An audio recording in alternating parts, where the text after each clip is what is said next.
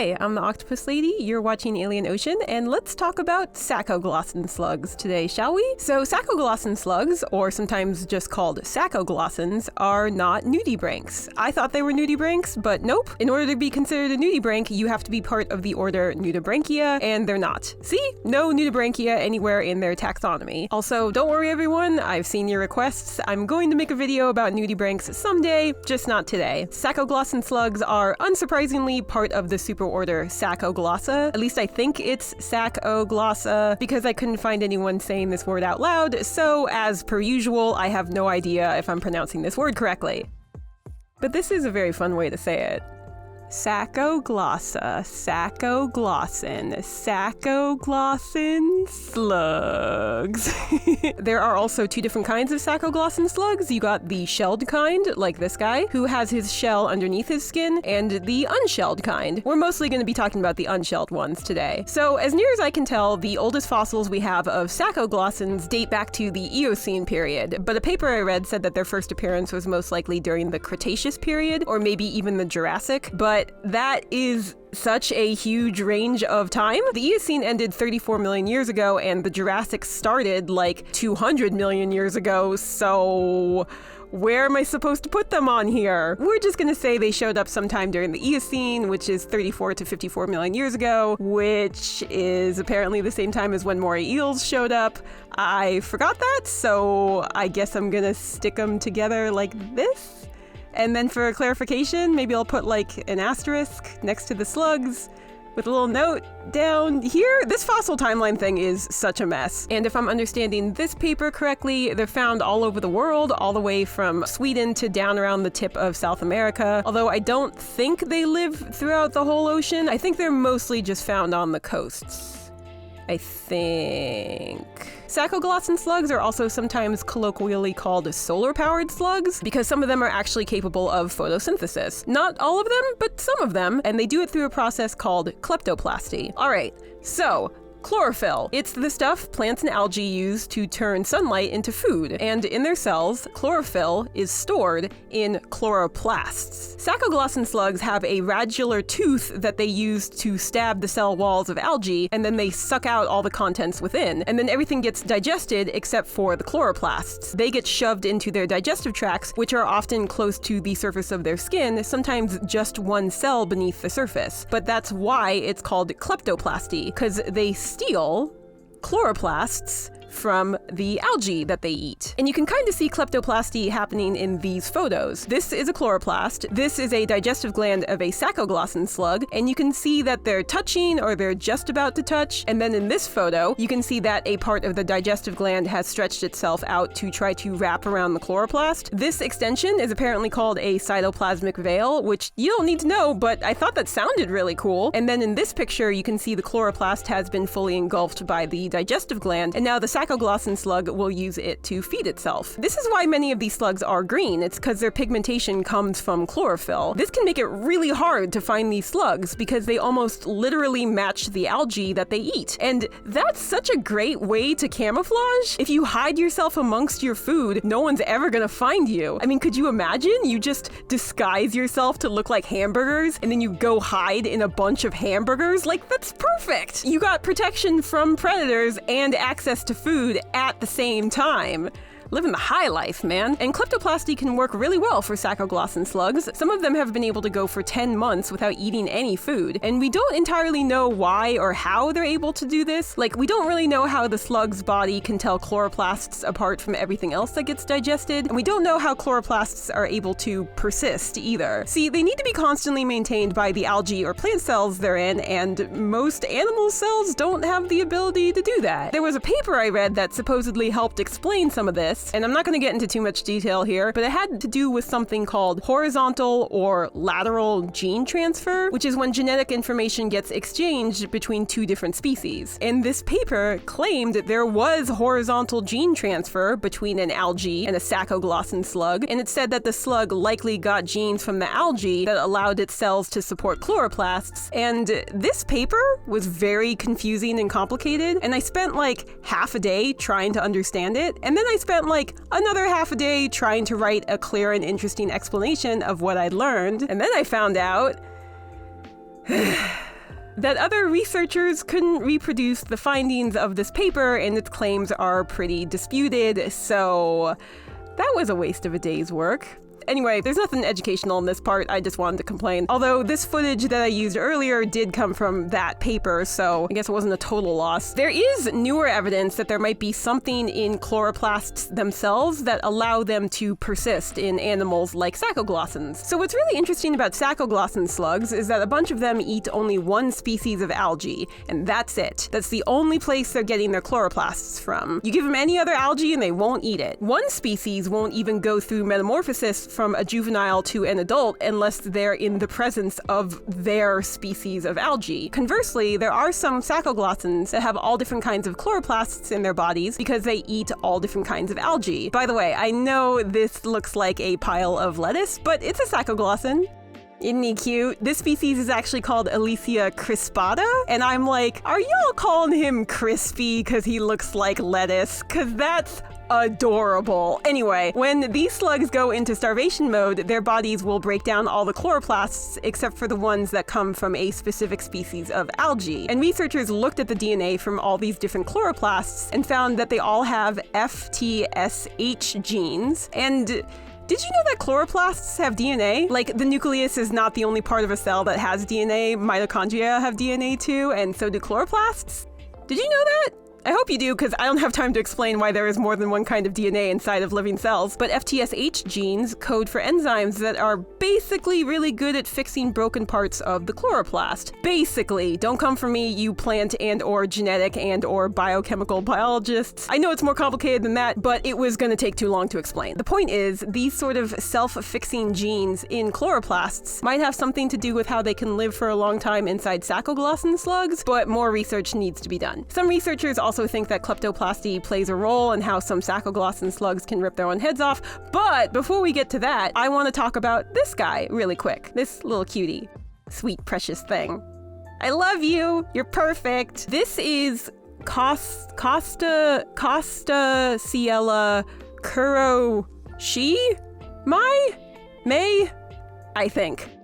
They just had to put Latin and Japanese in the name, didn't they? Just gotta extra trip me up today, I guess. But they're more commonly known as the leaf slug, or the leaf sheep slug, or the salty ocean caterpillar, according to Wikipedia, and they're a sacoglossan slug too. And I've gotten a few requests asking me to make a video about these adorable little nerds, but unfortunately, there doesn't seem to be any research done on them. When I punch their name into Google Scholar, most of the papers I find are like, we found some in Thailand, and in the Ryukyu Islands, and in the Bahamas, and in Singapore. Just like papers about where they're found, which I personally don't find very interesting. There was this one paper about kleptoplasty in Costa Ciela slugs, but the study wasn't on C. kurashimai, it was on a different species. And then this paper had a pretty short description of what they typically look like. And that was it. That was all I could find. So I'm just gonna tell you everything I learned from these papers. Costa Ciela slugs, in general, have two little eyes in the front of their face, and they're super cute. They also have these antennae things, which are called rhinophores, and other species of sea slugs and nudibranchs have them as well. They're scent receptors, so they're used for smelling the seawater, basically. Costa Ciela, however you pronounce this, was discovered to be capable of kleptoplasty. They store the chloroplasts in these extensions on their backs, which are called serrata. And I'm gonna say it's safe to assume that C. kurashimai does the same thing. I mean, they got pretty similar looking serrata on their back too. And finally, C. kurashimai lay their eggs in a little spiral pattern. Look at her. She's so proud of herself. You did so good, sweetie. And that's all I could really find out about these small, precious little dorks. So apologies that I couldn't make a whole video about them. Anyway, self-decapitating sea slugs. Let's get into it. So there's this paper that came out back in 2021 that I've been wanting to talk about since I read it, so I'm very excited right now. And it's about two different sacoglossan slugs from the genus Elysia. And if you were also kinda secretly a huge nerd about Greek mythology, and specifically the underworld gods like Hades, Persephone, and my beautiful husband Zagreus, their name might sound kind of familiar because yes, these slugs are named after the lovely green fields of Elysium, which is an area of the Greek underworld where heroes go after they die. including quote-unquote heroes like Theseus, who is an absolute tool, and I hate him with every fiber of my being. Asterius, my man, why are you wasting your time on this scrub? You can do so much better than him. Oh, f you, Theseus. Anyway, Elysia slugs are named after Elysium, because they're both beautiful green fields. I don't know, when is Hades 2 gonna come out? I want to play it so bad! This paper focuses on Elysia atraviridis and a few different morphotypes of Elysia cf. marginata species complex and... Okay, two things. First, I couldn't find any good pictures of E. atraviridis. I mean, I found one, but it's tiny. Like, what am I supposed to do with this? There's also one from the paper itself, but it's not great. So I'm gonna be using pictures of other species of Elysia slugs, but I'll be putting little asterisks next to them with notes in the corner clarifying that they're not. If you don't see an asterisk, then that means it's a picture of the other slug, this one, and... oh boy, I really don't want to explain what all this means because it's going to take too long, so here, pause to read if you want, but long story short, what this collection of words actually means is that nature took one look at the sad, pathetic way that humans try to categorize nature and went like... You stupid. But these slugs sometimes go through a process called autotomy, and it's when an animal rids itself of a body part. You might have heard about other animals that do this. There are lizards that, if they get grabbed by their tails, will autotomize their tails. Sea cucumbers, you know how they can vomit up all their insides? That's a form of autotomy too. Did you know that sea cucumbers can vomit up all their insides? If you didn't, you should go learn about how they can vomit up all their insides. Also, there's some species of African spiny mice that autotomize their skin. Like, if a predator grabs onto them, they just they just release their own skin from their bodies. I went and looked up pictures of it. It's very gross. I'm definitely not going to show them here, but I've cited the paper in the description if you want to see it for yourself, and it's open access, so you don't have to worry about a paywall. But seriously, content warning, it's gross. Anyway, what do E. atraviridis and E. cf. marginata autotomize? Maybe like their tails, maybe like a rhinophore. I mean, y'all know, I've said it like 8 times already. It's their entire body. They just their heads off and leave their bodies behind. And they're leaving behind significant organs like their heart, their kidneys, and their digestive systems. Just abandon them like they were nothing. And then they literally walk around as a head. And I'm not exaggerating here. Like, look, this is not supposed to be here. It's supposed to be here. What's it doing over there? And for some of the slugs, the heads were eating algae just a few hours later. Like, it was no big deal that they just rid themselves of their entire bodies. But within a day, the wound closed up. By day 7, the heart was starting to grow back. Like, you can see this one's heart beating on day 9. And on average, by day 20-ish, the slug was fully regenerated. Oh, also, one of the slugs in the study decapitated itself twice, which is the most metal thing I've ever heard. Their bodies, meanwhile, would live for weeks or even months after decapitation, but they never grew back a head. The bodies would react to tactile stimuli, but would eventually turn pale and decompose. Also interestingly, autotomy seems to be a young slug's game, as older slugs would usually die after ixnaying their bodies. So how do they do this? Well, we don't really know. The researchers noted that they have this groove along their neck that seems to be like the breaking point for when they want to pop their heads off. But beyond that, we don't know what other mechanisms are at play here when they want to ditch their bodies. And why do they do this? Well, that's not totally clear yet either. The researchers thought it might have something to do with getting rid of endoparasites, which are parasites that do their thing inside of a host's body, as opposed to exoparasites, which do their thing outside of a host's body. The researchers infected a bunch of E. atraviridis slugs with a parasitic copepod that looks like this. Oh my god! You're a copepod? You're one of these guys? Oh geez, why do you look so weird? Why do you have so many? What are these things? Oh god! Ugh. Huh. Sorry, what are you called? I might need to make a video about you. Anyway, this is a pretty serious parasite for these slugs because it takes up most of the space inside of the slug's body and inhibits their ability to reproduce. So you really don't want to be getting this guy all up in yourself. A few of the parasitized sea slugs did autotomize themselves and then grew back their bodies, parasite-free. Some also went through autolysis, which is apparently when an organism uses its own enzymes to break down parts of itself, and another term for this is self-digestion. So they would digest a part of themselves to, I guess, create an opening somewhere on their body and then spit the parasite out that way. And for some reason, that sounds so much worse to me than just cutting off your own head. I don't know why though. I don't know why. That's just me. And then some of them just died. So it's not like overwhelming evidence, but it's some evidence that autotomy in the sea slugs is connected to parasites. The researchers also think it might be a means of escape if one of these slugs gets tangled up in algae, but they don't have any experiments to prove that yet. But you know, it makes sense. The logic's there. They don't think it's a way to escape predators because the researchers tried to imitate a predator attack on these slugs through, quote, pinching of the head and cutting of the parapodia. I don't know what parapodia are.